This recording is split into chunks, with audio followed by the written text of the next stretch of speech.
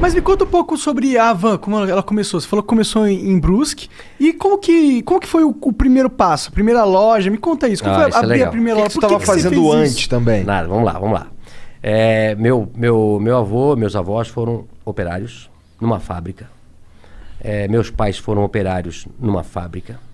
E eu fui operário na mesma fábrica durante 7 anos. Eu me lembro que na nossa época, eu tenho 58 anos de idade, né? E na época todo mundo entrava com 14 anos de idade a trabalhar, que também não morria ninguém. Era normal, né? Eu vejo muitos pais reclamando, inclusive donos de negócio, dizem, eu queria botar meu filho a ser garçom, a atender a mesa, mas não pode. Se vier algum fiscal aqui, me multa, né? Antigamente ninguém morria por trabalhar. Isso também está errado. Então, meu pai, eu sempre fui muito estudioso, eu sou disléxico, né? Disléxico é a dificuldade de aprender a ler nos primeiros também, anos. Tu também? Sim, eu tenho muita dificuldade em ler. Eu também. Nossa, muito difícil. A professora, quando dizia assim, Luciano, continua a leitura. Eu já ia na aula de português tremendo. Eu já ia mal para a aula de português. Eu sempre fui péssimo em português e ótimo em matemática. Eu sempre aprendi a multiplicar e a somar. Dividir. Essa é boa, né? Eu sempre aprendi muita. Essa é boa, né? É somar e multiplicar. Dividir e diminuir, não aprendi nada. Agora, eu era péssimo em português. E não entendia, porque se eu era bom em matemática e não era burro, né? Por que quando eu ia na aula de português, aquilo me passava mal, amanhã tem aula de português. E aí a professora, eu acho que na 5ª série, 6ª série, a professora disse, Luciano, continua a leitura. Eu não ia. E os outros meus amiguinhos lendo atrasômetro, a burocracia. Começava a gaguejar, o pessoal começava a rir. E aí, eu não entendia. Aí eu pensei, o que eu vou fazer? E eu comecei a estudar em casa. Eu comecei a ler gibi na época, né? Livro, tudo que jornal, tudo. Eu vou tentar aprender a ler para eu não passar vergonha na coisa. E isso foi durante até os 12 anos de idade. Então eu sempre falo, né? Eu aprendi a ler só com 12 anos de idade. Imagina se eu tivesse aprendido com 7 anos, né? Esse era o Bill Gates. Tava melhor ainda, né? Tava melhor ainda. Tá com uma carinha então, de assim, quem é disléxico, quem tem filho disléxico, tá? Ele não é burro, ele não é malandro. Ele aprende de maneira diferente, né? Procura como é que eu descobri depois que eu era coisa? Porque eu tive filhos depois na escola com dislexia, né? A gente fez simpósio. A nossa cidade tem colégio, a Cultura, que é especializado em quem é disléxico, né? Os Estados Unidos tem escola para disléxico, onde todo mundo é disléxico. Recentemente eu recebi um tudo audiobook. Não, aprende através do silábico. Entendi. Beabá. Hoje é construtivismo, você aprende a ler a letra inteira. Isso é um erro do Brasil aí, tem que mudar essa. O Brasil é assim, acho que a França é assim, a parte oeste americana é assim, que aprende menos do que o silábico. Pode crer. Tá? Então, aí a gente mandou professores para Curitiba para ensinar meus filhos a ler de maneira... Não, homeschooling não pode, cara. Crime. É crime, homeschooling não pode. Não pode, você não pode ter o seu filho estudar. Ele tem que estudar só naquela escola quadrada que o Estado fez. Não pode ter outro tipo de escola, não pode, hein, cara. Mas hoje tá mudando. E eu digo pra você, quem tem um filho disléxico ou um filho que tem... Esse filho pode virar um problema no adulto, porque ele foi marginalizado na escola, né? E eu, graças a Deus, depois aprendi e tal. Mas eu saí, então, de pais operários. Eu comecei numa fábrica também. O que a fábrica fazia? Fábrica tecidos. Fábrica Renault. Uma fábrica de tecidos de centenas de anos. Todo mundo lá em Brusque trabalhou na fábrica Renault. Ela eu comecei lá. Será? Eu comprei a fábrica faz 2 anos. Tu comprou? Cara! Legal. E aí depois de 3 anos eu trabalhei numa expedição. O meu gerente me chama e disse, Luciano, eu era chamado lá até de ligeirinho aí eu corria pra cá, corria pra lá. Eu nunca parei. Eu nunca parei pra conversar. Eu corria nas escadarias, sempre trabalhando, acelerado. Aí um dia ele me chamou, esse meu gerente, e disse, Luciano, você é muito bom pra ficar aqui. Eu te arranjei um emprego de vendedor, lá no outro lado. Tu não queres ir pra lá? Eu disse, vou pra lá. Aí me encontrei. Até hoje eu sou um vendedor. Adoro pessoas, adoro vender, né? E aí depois montei a van com apenas um colaborador do tamanho dessa sala aqui. Tua sala aqui é do tamanho da minha loja que eu comecei. Caramba. O que tu tava pensando quando tu criou a van? Eu tô falando assim, não tô falando do que tu ia vender, não. Tô falando... porque assim, a van tem toda uma identidade, né? Isso veio depois... Não veio nessa primeira loja? Não, a loja num bairro, né? Aliás, antes de começar a van, como eu fui vendedor, eu passei a vender tudo o que se fabricava na loja, na empresa, que era uma empresa de 5 mil colaboradores, grande. E também o carro da diretoria, a sucata, tudo que tinha na van, era eu que na Renault na época, eu vendia. Até achei, eu tô com um diretor que está lançando um livro na semana que vem, tem 80 e poucos anos, e ele conta no livro uma história que aconteceu. Ele tinha um Galaxy, você lembra do Galaxy? Carro? Um carro, Galaxy. Por exemplo, no Brasil tinha 5, 6 carros. Um Galaxy, um Opala, uma Kombi e um Fusca. Pode crer. Certo? Né? E na época, os diretores tinham um Galaxy. Né? E aí, quando ele comprou um outro Galaxy, sobrou um Galaxy lá para vender. E quem chamaram? O Luciano, para vender o Galaxy. Né? E aí, eu sabia que tinha um cara em Brusque que tinha um Galaxy, mas não tinha ar-condicionado. Eu disse, eu vou ganhar 2 vezes isso aqui. Né? Eu disse pro dono do cara, vamos vender o ar-condicionado, que vale uma fortuna, e depois nós vendemos o Galaxy. Né? E fizemos isso. Arranjei, vendi pro... E o cara era bem gordo, Telmo Rosinski, que eu nunca me esqueço, lá de Brusque, bem gordo. Então, eu vendi o ar-condicionado, tirei o ar-condicionado, vendi o ar-condicionado quase que o preço do Galaxy, e depois vendi o Galaxy. Foi um sucesso. Né? Até hoje eu não esqueço disso. Né? Então, assim, depois disso, eu montei primeiro uma tecelagem de toalha, em 1984, com 22 anos de idade. Da hora. 22 anos de idade. E depois eu montei a van. Por que você tinha esse negócio de montar empresa? Porque seu pai e sua mãe eles eram operários. Eles tinham alguma coisa de montar empresa, né? Dentro deles? Não. E meu pai dizia assim, Luciano, eu começava das 7 da manhã às 5 da tarde. E meu pai trabalhava das 5, 1h30. E aí, antes de eu ir para o escritório onde eu trabalhava, eu passava no lugar que meu pai trabalhava, que era um subsolo. Trabalhou 42 anos num porão. Meu pai. Caralho. 42 anos. Vitamina D faltava bastante. Pô, coitado. E aí, eu dizia, pai, agora eu vou montar uma empresa para mim. Ele disse, estás doido, Luciano? Eu tô aqui a vida toda de operário. Tu já tá naquele escritório bonito ali. Fica ali, o emprego teu é bom. Olha só, pai, o pai passou a vida toda aqui. Disse, não, pai, eu vou montar um negócio para mim. Mas da onde você tinha isso? Por que você queria montar? Eu acho que feeling... como é que vocês montaram esse negócio aqui? Eu vi os gringos fazendo. É igual, né? Conhecimento. Eu digo que o conhecimento vale mais do que um diploma. Não é isso? Total. Não é a faculdade que vai fazer. É o teu conhecimento, a tua força de vontade. E eu disse, pai, eu vou montar uma tecelaginha e vai dar certo. Aí montei uma tecelaginha, depois tirei meu pai da fábrica e botei ele a trabalhar comigo. Que da hora. Esse deve ter sido um dia da hora. Mas você já pagando salário pra ele ou ele foi com uma aposta? Claro. Assim? Não. Eu fiquei um pouquinho melhorzinho, né? Entendi. Porque no começo, eu até falo hoje sobre ser empresário, né?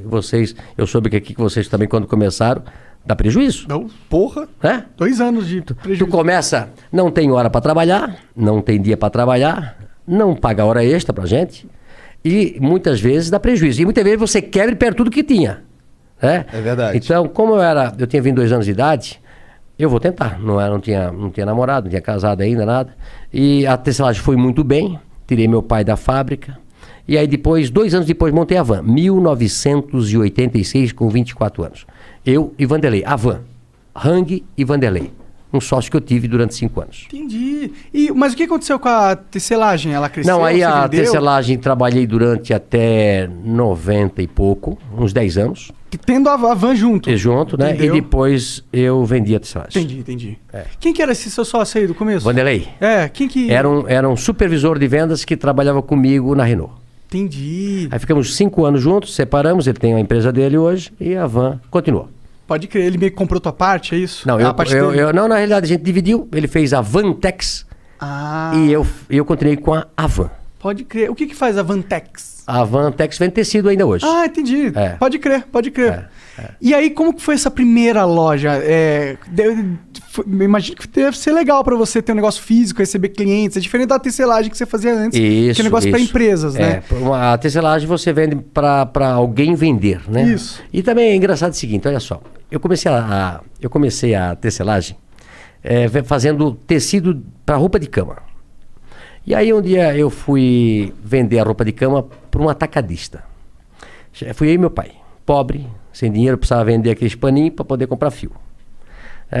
No começo assim, eu tinha um Fiat amarelo ovo, 4 pneus quadrados, não tinha dinheiro para comprar. Na época era câmara de ar, né? Furava, o pneu já gastou todo. Ele solta a cinta, um pneu velho, quando ele está tudo gasto, ele solta a tinta e começa a sair os ferrinhos para fora. É isso? Eu tive carro assim. Um Fiat amarelo, 147. E aí eu fui vender as pecinhas com meu pai. E aí eu cheguei lá nesse lugar e o cara disse, olha, eu pago R$10 essas tuas pecinhas de pano aí. E o preço era 20. Eu disse, pô, mas o meu custo é 20, eu não posso vender por 10. Não, mas é o que eu pago. Tá bom, vendi as pecinhas, precisava de dinheiro. Aí falei pro meu pai, passa esse trabalho todo, tem que comprar fio, tem que fazer o pano, tem que tingir tudo. Aí me custa 20. Eu venho daqui e venho vender por 10. Aí o cara pega por 10 e vende por 100. Eu disse, meu negócio não é fazer tecelagem, meu negócio é botar uma loja. E montei a Van por isso. Tu acredita? Faz sentido. Falou, pô, vou entrar na linha que ganha mais. A Van cresceu com muito mais velocidade, né? E aí de uma loja de um funcionário, comecei com um funcionário, passei 3 anos depois para uma loja de 3.000 metros quadrados, e depois era tanto movimento que a gente fez a primeira Van com a fachada da Casa Branca. Que pira foi essa? Por que a fachada da Casa Branca? Isso também é legal. Olha só. Eu sempre digo o seguinte, que a Van é uma empresa de publicidade, mas que vende produto. Sempre adorei propaganda.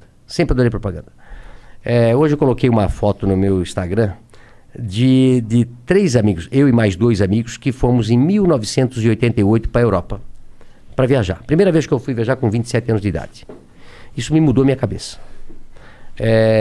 Saindo do Brasil, na época, quando você ia para o estrangeiro, era como se você fosse para a Lua, que nem o Jeff Bezos. Era parecido. 1988, o mercado fechado ainda do Brasil, o Collor que abriu ela, né, em 92, 93. Então, um amigo meu me convidou para ir para a Europa na casa de um padre, do irmão dele, para ficar direto. Pô, na época compramos $1.000, ainda voltamos com $500 no bolso, né? Ficamos lá uns 20 dias. A hora que eu cheguei na Europa, vi aquela coisa toda, eu disse, pô, não vou parar mais de viajar. No ano seguinte, em 99, foi a primeira vez que eu fui para os Estados Unidos. E as pessoas que estão me vendo, 89, né? jovens, quer mudar a cabeça, faça uma viagem. Né? Às vezes até aqui no Brasil, né? O cara de lá do interior, vai para São Paulo, vai para o Rio de Janeiro, vai para algum lugar, e o cara que quer abrir a cabeça, vai para os Estados Unidos. Né? Vai para os Estados Unidos, vai para Cuba. Cuba só vê vai fechar a cabeça. Vai fechar a cabeça, né? Mas, puta, quando eu cheguei em 89 nos Estados Unidos, eu e mais 2 amigos, aquilo ali, você não via um carro igual. O Brasil só tinha 5 carros, 7 naquela época. Você não batia um carro com uma mesma cor. Era uma coisa de louco. Eu fiquei impressionado. E depois eu comecei a viajar todos os anos para os Estados Unidos. Uma delas, eu fui para Washington. Né? E aí eu trouxe um cartãozinho postal da Casa Branca e deixei lá na gaveta. Quando eu saio da segunda loja para fazer uma outra loja, porque eu recebia 150 ônibus por dia. Por dia? Por dia, era uma loucura. Os caras é de ônibus para comprar um monte de coisa. As pessoas acham assim, puta, mas a Van fazendo esse sucesso, como é que pode? Esquecem que a Van começou há 35 anos atrás. De uma lojinha pequena, sempre evoluindo, sempre que... eu sou um cara impaciente, né? Sempre querendo fazer diferente. Eu trabalho 7 dias por semana, 24 horas por dia, 365 dias se precisar. Né? E aí, quando eu vou para os Estados Unidos, eu disse, meu Deus, que país é esse? Por que o Brasil é assim? Se tem o Brasil foi descoberto praticamente na mesma época dos Estados Unidos. Não é isso? Sim. Tem 500 anos aí, vai. 500 anos, agora não, 521 anos, eles também têm 500 e poucos anos. Por que um país quase do mesmo tamanho, uma coisa é de um jeito, e nós somos do outro. Aqui, ó. A cabeça. Principalmente dos líderes e de quem toca o país. Né? Eu sempre falo que o Brasil tem mão de obra e tem a matéria-prima. O que falta é gestores. Nós temos tudo. Né? Que país dá 3 safras por ano? Que país tem ouro, minério? Que país tem esse tamanho, tem sol o ano todo, não tem neve, não tem terremoto, não tem furacão nenhum? Né? Mas aí quando eu vi os Estados Unidos, eu pensei, eu vou levar um modelo americano para o Brasil. E aí daí eu fui montando a van, fiz a primeira Casa Branca, depois uma criança, no ano seguinte, de 7 anos, me deu a ideia de botar a Estátua da Liberdade. Cara, foi uma criança, então, daí que veio. Eu quero dizer, os 2 caras que fizeram o projeto da Casa Branca, o Antônio Zendron Neto e o Miller, né? São 2 caras, o Fernando Miller, foram os caras que projetaram a Casa Branca naquela época. Tu imagina inaugurar uma loja numa cidade que tinha 60 mil habitantes, uma loja de 8 mil metros quadrados. Caralho, é verdade. Dá pra uma loja desse tamanho ser rentável numa cidade Olha de 60 só, mil? eu tinha uma loja de 45 metros quadrados, saí para uma loja de 3 mil metros e na frente eu faço a Casa Branca. Olha só como as coisas funcionam. Um dia eu fui visitar a loja para ficar olhando aquela loja linda, 16 metros de pé direito, 60 metros de coisa, 8 metros de tamanho.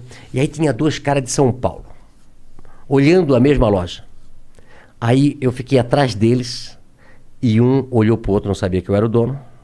Um olhou para a cara do outro e disse, isso aqui vai ser um elefante branco. Onde já se viu uma loja desse tamanho, numa cidade desse tamanho, não vai dar certo. Como você tem que ter ideias próprias. Como você, às vezes, não pode seguir a manada. Como você, às vezes, com uma ideia maluca de fazer um programa, começar do zero, vir para São Paulo, ou vocês começarem em Curitiba. Sim, sim. É isso? Isso. Vai dar certo, vai dar certo, vai dar certo, e é o sucesso que é. Foi uma aposta. Sim. É isso? Aposta, mas também, às vezes, o cara não vai dar certo. Ixi, Isso não vai. Ouvi Ixi. pra caralho. Hã? Ouvimos pra Não é caralho. isso? Não vai dar certo. Não vai, que vai dar errado. Né? Tem que tentar. Ih, não tem convidado suficiente. Isso, vai faltar assunto. O que vocês vão falar? Já pensou, né? Pois é. Então, assim, ó, eu acredito. Eu tenho uma frase do Beto Carreiro World. Eu era muito amigo do Beto Carreiro World. Era um cara visionário também, né? Começou do zero e monta aquele parque lá em Penha. Started out with half and I flipped it in a double. Started out with half and I flipped it in a double. Said I'ma get we gotta go. Took one then I dash away from Popo.